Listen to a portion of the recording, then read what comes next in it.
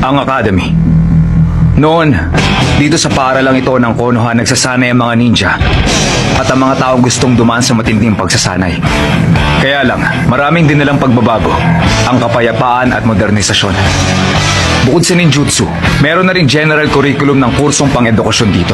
Isa itong pang-akademyang pasilidad kung saan malilinang ang mga talento nila sa iba't ibang larangan ng pag-aaral.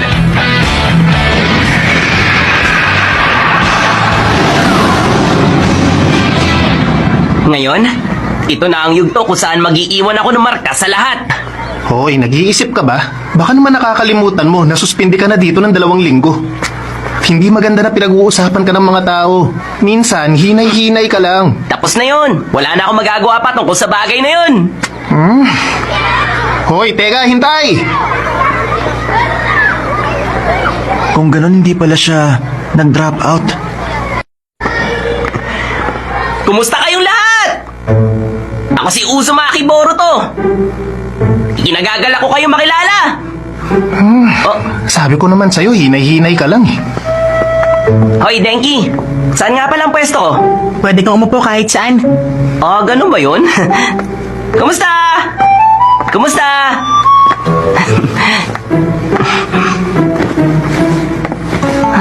Ay, sa wakas hindi na ganun kahigpit ang mama ko sa akin. Ang mama mo?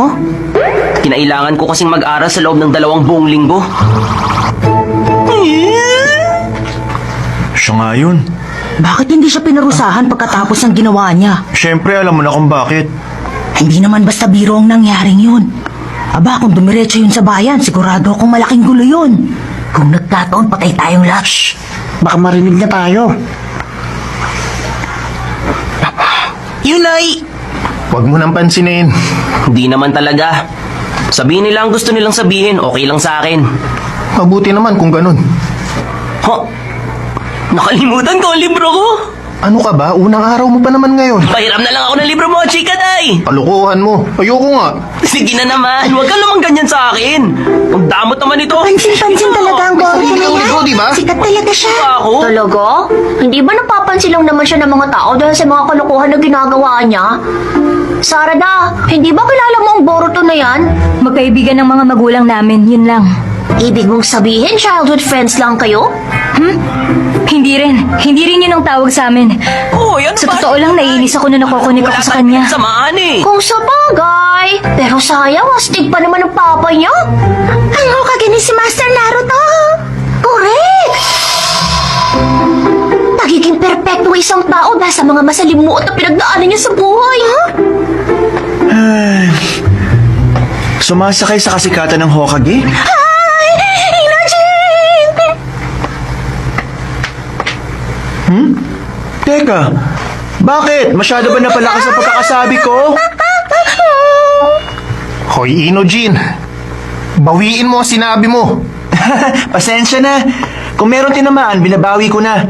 Pero, ang totoo niyan, yun talaga nararamdaman ngayon ng mga tao dito. Kung may nag-operate ng tren ng palihim, dapat na naman na ipatapon siya sa kulungan. Yun ay... Alam mo, Inojin, hindi naman talaga yun ang nangyari eh. Oo, siguro nga. Oo nga pala, Boruto. Kumusta ka na nga pala? Okay naman, Inajin. Magkaibigan kayo? Magkakaibigan ng mga magulang namin. Makinig kang mabuti sa akin, Inojin. Alam kong matagal ka ng ganito, pero kailangan ba talagang sabihin mo pa mga bagay na yan? Wala naman akong balak na magsimula ng gulo. Pero parang ang mas malala pang ginawa niyang yun, eh. Oo, tama. Hindi na mahalaga kung sino pa ang magulang natin. Magbati na tayo. Hindi kita karapat-dapat na pagkatiwalaan. Teka! Sama-sama tayong mag-aaral sa classroom na to, kaya magbati na kayong dalawa. Correct! Tama ang class rep natin! Tayo!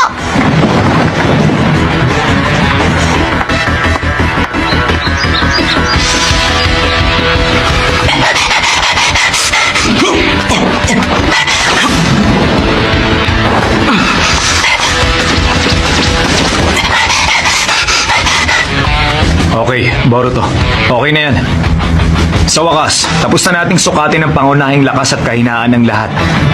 Sa susunod, mag-uumpisa na tayo magsanay gamit ang mga datos na nakuha natin. Opo! Boruto, ang galing mo talaga. Yung ginawa mo kanina, pangalawa ka sa klase natin. Ano ka mo? Hindi ako ang pinakamataas? Teka, sino naman yung iwabe na nakatalo sa akin? Wala dito yung nakakuha ng pinakamataas. Sabi niya, sayang lang daw ang oras niya na makisama sa mga baguhang tulad natin. Ha?